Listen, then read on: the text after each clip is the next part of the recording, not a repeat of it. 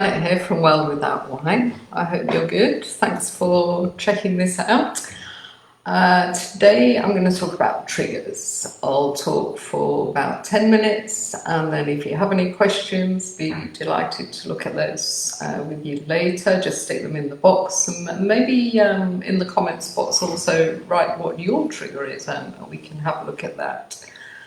So triggers, and what are they, and most importantly, of course, how do we deal with them? Well, a trigger is a stimulus, really. It's a stimulus that is prompting you to take an action. And it's all about the dopamine. The dopamine, I think we know it, don't we, as the pleasure chemical, but there's actually a lot more to it. I mean, it's hugely implemented in addiction, first of all, because we take some drinks and we have this huge buzz, this spike of pleasure, and our dopamine is saying to us, that was nice, do that again and again. And the more you do it, the stronger that impulse will be to do it again. And that's true of any drug, not just alcohol. So we've got dopamine as the pleasure chemical, but also it's hugely involved in learning. Now, this is quite new research, but scientists are beginning to call dopamine the learning chemical. Well, this is really interesting. So not only does dopamine register that drink was kind of nice, it also registers the other things that are going around while you're having that drink. So, for example, if you're one of those people that get home after a day at work and you immediately open a bottle of wine, and you've been doing that for years, then your dopamine will have learned to associate those two actions. So when you do stop drinking and you get home in the evening, you'll find it really difficult not to find a bottle of wine and open it, because the dopamine has actually created a neural pathway. And you're getting triggered by that pathway, you're getting triggered to take that action again, that action that the dopamine has learned goes with coming home at night. Our brains need time to rewire. I think a nice analogy to use is, imagine if you're a runner and you break your leg. So there you are with your plaster on. You're not going to think, I think I'll go out for a run and try out the old leg. Or you're not even going to think about going for a walk, because you know that you've got to be patient, you've got to rest, you've got to let your leg heal. So likewise, if you've been drinking for years and then you stop, you've got to let your brain heal. You've got to change that neural pathway. Triggers can involve all of our senses. I was hugely triggered by restaurants for ages. I'd go into a restaurant and the atmosphere, the noise, the smells, everything, my mouth would literally water. It was Pavlovian response. I would be so desperate for a drink of wine. And I had to go to restaurants for a year and not drink before that trigger melted away. And they do melt away, but it takes time. And remember, every time you resist a trigger, you're weakening that neural pathway. I like to think of neural pathways as kind of superhighways. So my drinking pathway was definitely a superhighway. But every time you resist a craving or a trigger, then that pathway gets a little bit weaker. So in my kind of superhighway, I would imagine, some weeds growing in the middle or some tarmac breaking up. And over time, that highway will become like a broken down little country track. It will completely change and it won't trigger you anymore. So let's think of some examples of triggers. Well, there's socialising. You remember that thing we used to do before they locked us all up in our houses? Well, socialise is a big one. And when people try to give up drinking, they worry about that a lot. How am I going to cope with my social life? And in fact, this morning, those of us in our community probably seen it by now. We have a message from one of our group that's doing really well. I think she's at 5 or 6 weeks alcohol-free. And this afternoon, she's hosting a braai. And the husband of one of her friends, who she doesn't even know very well, But apparently he's coming along with a pile of drinks and he's determined to get her to have a drink. I mean, that is not cool, but it's the kind of thing that we have to deal with. So socializing, and this has happened over the years. You know, if you're used to mixing with people that drink a lot, kind of fun and booze gets really tangled up, and somehow we have to untangle those experiences. And the way that we do that is to go out and try and enjoy ourselves alcohol-free. And it's hard work for a few months, but eventually you'll get the hang of it and you'll be able to enjoy yourself without drinking. And friends, you know, thinking of friends and thinking again about this lady that's going to have some problems this afternoon with this guy getting her to drink. Think about your friends. Well, if you announce to people close to you that you're going to stop drinking, you'll get two reactions. People will either say, oh, that's going to be quite difficult. How can I help you? How can I support you? Well, obviously those are your true friends, and I was blessed I had lots of people like that. But there's also the drinking buddy friends, and they're going to say, you're going to do what? Are you crazy? You know, you're going to be boring, and oh, what a mad idea. So you'll get these two reactions, but in a way it's helpful because it helps you to discriminate between your two sets of people, and obviously you're going to hang about with those true friends for the first few months until you feel more secure in your sobriety.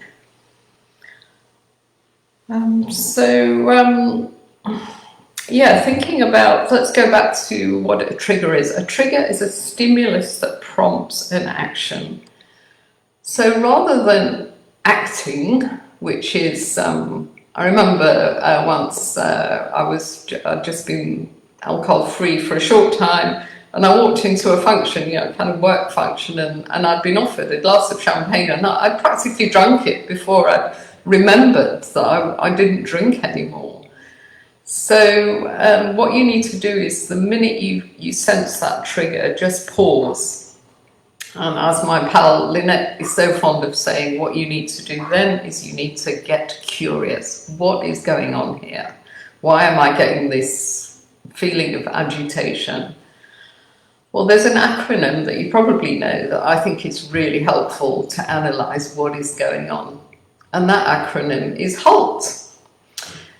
HALT, which literally means stop, so that's very helpful in itself. But of course, the H stands for hungry. Are you hungry? Then eat something, change the blood sugar level, and your craving may melt away. Are you angry? Often it's tempting, rather than to express ourselves, to just numb those feelings of anger. Well, either express yourself or at the very least maybe write about your feelings, write it down in your journal, write a letter to the person that's making you angry. Just express that emotion, don't numb it. The other, so hungry, angry, lonely. I mean, lonely is a big one, but the last thing you want to do is create a relationship with alcohol, because then you'll end up that your alcohol is your best friend, and you'll end up like I did, having to write a goodbye to alcohol letter and getting it completely out of your life. So don't build a relationship with alcohol. Connect with people. Connection is the opposite of addiction, of course. And that's why we love our community so much, because we know that if we feel a bit lonely, we can pick up our phone and WhatsApp, and there'll be somebody there in the group. There's always somebody there to help. And the last one, of course, is tired. I don't really like labels, so I never label myself an alcoholic that is in recovery. But the recovery word can be useful, because when we abuse our bodies for years, when we drink, one of the many things that we're doing to ourselves, many bad things, is we're depriving ourselves of decent sleep. So we don't sleep properly for years, so we end up very fatigued. And then we stop drinking, and then we feel exhausted, and we wonder why. And it's because our body is literally in recovery. So I always say to people, it's normal, and get as much rest as you possibly can. So that's HALT. Remember HALT, because I think that is really useful. And the other thing that I'd like to recommend is something we talk about on our workshops. Loads of people in our community do this, and I think it's really helpful. I certainly used to do it a lot. And we say it's play the movie forward. So imagine if you had a craving. Imagine it was a hot sunny day and you were just craving for a huge glass of cold white wine. A bit of Sauvignon Blanc, that used to be my poison. So you're thinking about this glass. So just imagine you take the first sip, and of course it's sublime. If you haven't had a drink in a few weeks, it's particularly good. So what are you going to do then? You're going to finish that glass, obviously, and then you'll have another glass, and then you might have a third glass, and then you'll go to sleep, and you'll wake up at 2 o'clock in the morning feeling very anxious, and then in the morning you'll have a hangover and you'll be back to day one. Is that what you really want? So I think playing the movie forward is a really good plan for when you get a trigger.